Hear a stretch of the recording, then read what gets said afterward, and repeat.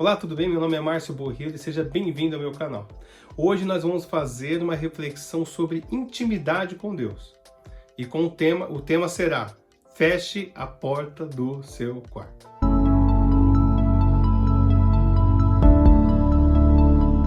Nós já vamos iniciar a leitura bíblica, mas antes, se você não for inscrito no canal, se inscreva.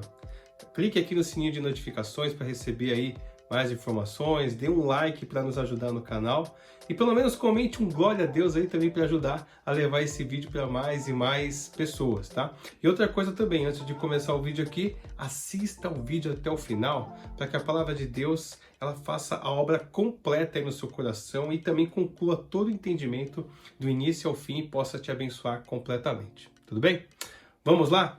Daniel capítulo 6, versículo 10 diz assim: Daniel, pois, quando soube que a escritura estava assinada, entrou em sua casa e em cima no seu quarto, onde havia janelas abertas do lado de Jerusalém.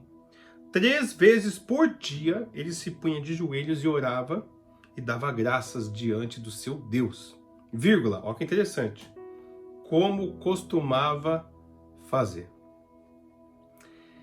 Eu não sei se você já estudou sobre Daniel. A gente que nasceu na igreja, a gente aprende sobre Daniel desde pequenininho. Daniel, a história dele começa em Daniel capítulo 1, quando o povo de Judá, ali do Reino do Sul, é levado cativo para a Babilônia.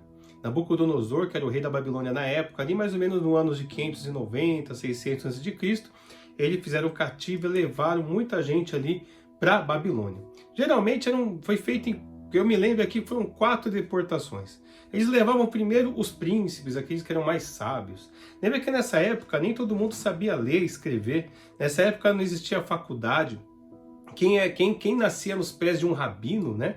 Assim como também como seu Gamaliel, né? O Paulo cresceu aos pés de um rabino, era alguém muito privilegiado. As pessoas não tinham muitas informações sobre a vida, principalmente sobre questões técnicas como química, física, astronomia. Então quem tinha essas informações, quem tinha essa sabedoria, esse conhecimento era muito valorizado. Então primeiro eles levavam esses príncipes, né, esses sábios, a qual foi Daniel e seus amigos, Ananias, Azarias e Misael, né? Estavam junto com ele também, que era o Sadraque, Mesaque e Abednego, né? Que a gente conhece.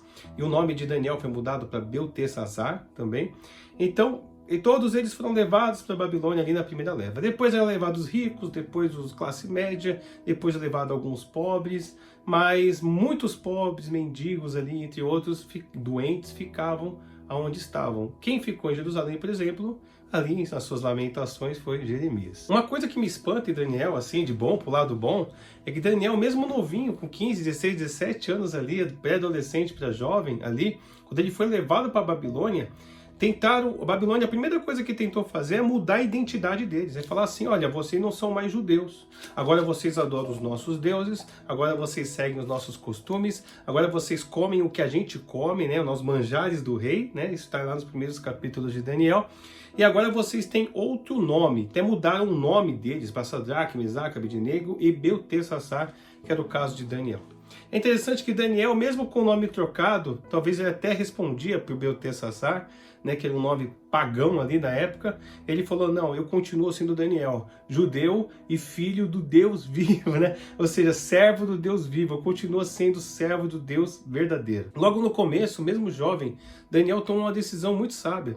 Né? Eu lembro que o rei ele dava os seus manjares ali para os seus príncipes, ali para os grandes sábios, e aí Daniel falou com o copeiro do rei e falou assim, vamos fazer o seguinte, durante aí 10 dias me dá ali legumes, né? Me dá ali legumes, eu não vou comer dos manjares do rei, porque essas comidas são oferecidas aos deuses dele. Não, para mim coloca aqui só legumes. Se em 10 dias eu não tiver mais forte, mais saudável que eles, tudo bem, aí eu me rendo aí aos manjares. Isso aconteceu e depois de 10 dias Daniel estava mais saudável, mais corado, né, mais saudável que os demais. Outro fato interessante no livro de Daniel é Daniel capítulo 5. Daniel já estava agora bem mais velho, né, bem mais velho. Já não era Nabucodonosor, já era o rei Nabonido, que estava na Arábia ali, creio eu, em estudos durante 8 anos já, e o seu filho Belsazar estava dando uma festa de Réveillon. Nessa festa estava acontecendo tudo que era pecado, usando utensílios do templo como em meio de um monte de libertinagem, de pecado no meio dessa festa. E aí foi no meio dessa festa aí que apareceram 2 dedos assim gigantes, escreveram na parede Mene, Mene, Tekel, Parsim, né? Mene significa o dinheiro da época, o Tekel uma balança, né? O julgamento, e Parsim significa persa. Por que persa? Porque ao mesmo tempo, aí não está na Bíblia, está em livro de história, né? Ciro, o persa, por chamado de Deus, olha, por chamado de Deus, ele estava entrando na Babilônia, desviando ali o rio Tigres, ou Eufrates, que eu me lembro, acho que é o rio Tigres, desviando, passando por debaixo dos portões, invadindo a Babilônia, e nesse momento, o Belsazar, o rei, chama Daniel, porque ninguém descobriu o que estava escrito naquela parede. Aí Daniel aparece e fala, ó, Mene, Mene, Tekel, Parsim, o seu reino foi julgado, foi colocado em falta, e agora está em falta na balança, né? Foi julgado e colocado em falta, e agora vocês estão sendo entregues nas mãos dos persas. Nesse momento eu já imagino aquela cena de Senhor dos Anéis, os persas entrando, batendo o pé na porta e conquistando ali o reino da Babilônia. Então, quando a gente lê Daniel capítulo 6, que a gente acabou de ler, foi depois da conquista dos persas, não era mais a Babilônia. Daniel estava ali no final da sua vida, creio eu ali com 85, 86 anos de idade, já bem mais velho e tal. E as pessoas talvez não conheciam a história de Daniel. Os persas, Dario aqui, né, esse rei Dário, talvez não conhecia. A gente está chegando muito na época ali, perto de Esther, ali para encerrar o Velho Testamento. E aqui, nesse momento aqui, né, fizeram uma trama contra Daniel. Eu não sei se você lembra, mas o que aconteceu foi muito simples, né? Dario, ele estava montando ali uma organização de 3 presidentes para cuidar da Babilônia, e um desses presidentes estava cotado ali, Daniel. Mas Daniel era tão excelente perante Deus e perante os homens, que Dario falou, eu acho que eu vou separar Daniel para governar sobre tudo, assim como aconteceu com José. E aí quando os outros ficaram sabendo, falou, poxa, não vamos deixar isso acontecer não, vamos tentar trazer alguma coisa contra Daniel, que é uma coisa que fica ele contra o rei, vamos tirar ele da jogada. Mas como fazer isso? Olha que interessante como funciona a política, né? Vamos fazer isso com leis. Como que a gente vai fazer isso? Daniel, ele é irrepreensível, ele é perfeito, ele é excelente, mas se a gente pôr numa lei, o rei não pode voltar atrás. E aí convenceram o rei a fazer uma lei lá, a qual todo mundo que adorasse ou orasse para um outro deus, né, se não fosse ali ao rei, se não fosse ali aquela divindade, seria condenado. Né? E aí isso aconteceu. Quando Daniel ficou sabendo desse decreto, o que Daniel foi fazer? Foi orar no seu Deus. Aí a gente chegou no versículo 10 que nós lemos aqui. Ele foi orar para o seu Deus lá no seu quarto, e enquanto ele estava orando, eles sabiam que Daniel orava, eles chegavam até Daniel e pegaram Daniel bem na hora da oração e acusaram Daniel de estar infringindo a lei de Dario. O interessante é que, assim como aconteceu lá com José, Dario, que era rei, também gostava muito de Daniel. E ele falou, poxa Daniel, eu não posso ir contra a lei que eu mesmo escrevi. Está aqui nos grandes registros dos medos e dos persas também.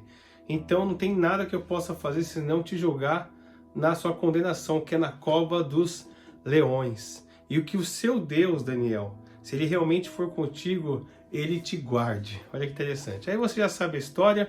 Daniel foi jogado na cova dos leões, dormiu lá, os leões não fizeram nada para com ele. Dario foi lá, viu que Daniel estava vivo, ficou muito feliz, livrou Daniel e pegou todos aqueles que tinham acusado Daniel e jogou na cova dos leões. E a Bíblia diz que antes de eles chegarem ao chão da cova, os leões já tinham pegado ele no ar e foram despedaçados pelos leões. Está comigo até agora? Está comigo até agora aqui no vídeo? Então continua mais um pouquinho que eu quero trazer aqui o que o Senhor revelou para mim na minha vida sobre este versículo, sobre esta passagem. Olha tudo que Daniel passou. Pensa bem, Daniel foi 17 anos preso, né, levado cativo para a Babilônia, mudaram o nome dele, tentaram mudar a cultura dele, tentaram mudar as roupas dele, tentaram mudar a forma que ele falava, tentaram mudar a sua cultura, tentaram mudar os seus estudos, tentaram mudar o seu Deus, tentaram mudar os seus hábitos, tentaram mudar tudo, e passados 20, 30, 40, 50, 60, 70 anos, o povo de Deus foi liberto, voltou para casa, para a glória da segunda casa, lá voltaram para Jerusalém. Daniel continuou lá, lá na Babilônia, totalmente excelente, tentaram acusar Daniel novamente, jogaram na cova dos leões, ele foi livre, e Daniel, por toda a sua vida, foi totalmente íntegro a Deus. Aí você fala assim comigo: Márcio, mas o que tem de especial nisso? Pensa comigo, Daniel não tinha pátria, Daniel não tinha pai, Daniel não tinha mãe, Daniel não tinha família. Quero falar mais ainda, Daniel não tinha igreja, Daniel não tinha escola bíblica dominical, Daniel não tinha culto à noite, Daniel não tinha um líder que cuidava dele e ficava do lado ajudando ali, não. Daniel não tinha um pastor, Daniel não tinha um presbítero, Daniel não tinha palavra de Santa Ceia toda uma vez por mês, Daniel não tinha GC, grupo de acompanhamento ou célula para cuidar em casas, Daniel não tinha nenhuma pessoa ali que acreditava no Deus vivo para realmente conduzi-lo a ter uma vida excelente com Deus. Daniel estava sozinho, sem pátria, as pessoas tentando de todas as formas tirar toda a identidade dele, quem ele realmente era, e Daniel, não com sua fala, mas com suas atitudes, dizia mais ou menos assim: vocês podem mudar o meu nome, vocês podem mudar onde eu estou, vocês podem mudar o meu quarto, vocês podem me jogar na cova, vocês podem me trocar de palácio, vocês podem trocar de rei, mas vocês não vão trocar a minha identidade. Eu sou o que sou, eu sou servo do rei, Deus vivo, o Deus de Abraão, o Deus de Isaac, o Deus de Jacó. Daniel, a oração no quarto era tão importante para Daniel, que mesmo quando ele ficou sabendo no decreto que aquele que realmente orasse para um outro Deus ia ser condenado, a primeira coisa que ele foi fazer foi orar no seu quarto. Ou seja, uma vida de intimidade com Deus, ela é tão valiosa. Quando você for orar, feche a porta do seu quarto. Essa oração que você faz dentro do seu quarto, essa oração, essa vida de oração que você vive na intimidade com Deus, essa vida de propósito que você tem com Deus tem um valor muito grande. Muitas vezes o mundo vai tentar mudar o seu nome, mudar a sua identidade, mudar realmente aonde talvez você possa, talvez pela vontade de Deus mesmo, talvez você mude até onde você mora, mude tudo na sua vida, mas você não pode mudar quem você é. Você é um filho amado por Deus, você é servo do Deus Altíssimo, o Deus de Abraão, de Isaac, de Jacó, você é servo do Senhor Jesus Cristo. Entenda uma coisa, a Daniel, ele não tinha o privilégio que eu e você tem, ele não tinha uma igreja, ele não tinha um pastor, ele não tinha escola bíblica, ele não tinha estudo bíblico, ele estava sozinho, completamente sozinho no meio daquele mundaréu de gente pagã e pecaminosa que odiava o Deus de Israel. Ele estava ali sozinho. As pessoas só valorizavam ele pela sua inteligência, porque ele era útil para o reino. Mas o que Daniel tinha? Daniel tinha o Espírito Santo de Deus. Daniel tinha relacionamento com Deus. Daniel tinha propósito. Irmãos, a palavra do Senhor diz aqui em Daniel 6:10, diz assim que ele ia para o seu quarto e tinha uma janela direcionada estrategicamente para onde? Para Jerusalém. Daniel falava assim, estava dizendo assim para aquele reino: eu estou aqui, eu posso estar aqui, mas eu sou de lá. Eu estou aqui na Babilônia, eu estou aqui trabalhando, eu estou aqui, mas eu não sou daqui, eu sou de lá, assim como eu e você também. Nós estamos aqui neste mundo aqui as pessoas tentam mudar a nossa identidade, tentam mudar as nossas roupas, né? Nossa forma de falar, tentam mudar a nossa cultura, tentam colocar leis para a gente negar o nosso Deus, tentam colocar leis para a gente mudar a nossa cultura cristã, tentam colocar leis para destruir os nossos valores, nossos princípios da Bíblia, tentam colocar leis para a gente negar o nosso Senhor, mas a gente diz: olha, eu estou aqui, mas eu não sou daqui, as nossas janelas estão abertas para Jerusalém, eu sou de lá. E é para lá que eu vou, seja agora, mas seja mais para frente, na volta do Senhor Jesus Cristo, quando a janela se abrir. Quando eu oro pensando lá, eu oro pensando em Jerusalém. Nosso caso aqui, pensando na Nova Jerusalém, eu oro pensando na Nova Jerusalém, porque por mais que eu estou aqui nessa terra iníqua, nessa terra de impiedade, nessa terra que tem realmente muita maldade, eu sei que eu não sou dessa terra, eu só estou nela, eu sou de Jerusalém, eu oro em direção à minha terra, a minha pátria não é aqui, a minha pátria é o céu. Era como Daniel tivesse falado assim: olha, eu posso até trabalhar para você, Dario, mas eu sou súdito de outro rei. O rei de Jerusalém, o rei de Abraão, Isaac e Jacó, de outro rei, o rei de Israel, o nosso Senhor, Yahvé, o nosso Senhor, Rei dos Reis. No nosso caso, a gente tem um nome, o nosso Senhor Jesus Cristo. E é por isso que em Mateus capítulo 6, versículos 5 e 6 diz assim, olha, versículo 6. Tu, porém, quando orares, entra no teu quarto e fecha a porta. Orarás ao teu pai, que está em secreto. E teu pai que te vê em secreto, ele vai te recompensar. Irmão, irmã, feche a porta do seu quarto. Continue em intimidade com Deus em oração. Mas lembre-se de abrir as janelas para Jerusalém. Porque você está aqui, mas você não é daqui. Você tem uma identidade. Você é filho e filha de Deus.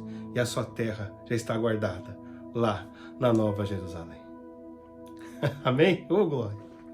E é isso. Se esse vídeo te abençoou, se inscreva no canal, acione o sininho de notificações para receber nossos vídeos.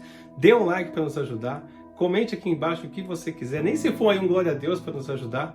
E compartilhe esse vídeo para mais e mais pessoas. Não se esqueça, você pode estar aqui neste mundo, mas você não é deste mundo, você não pertence a este mundo, você tem dono e você tem pátria lá nos céus. Amém? Deus te abençoe grandemente e até o próximo vídeo.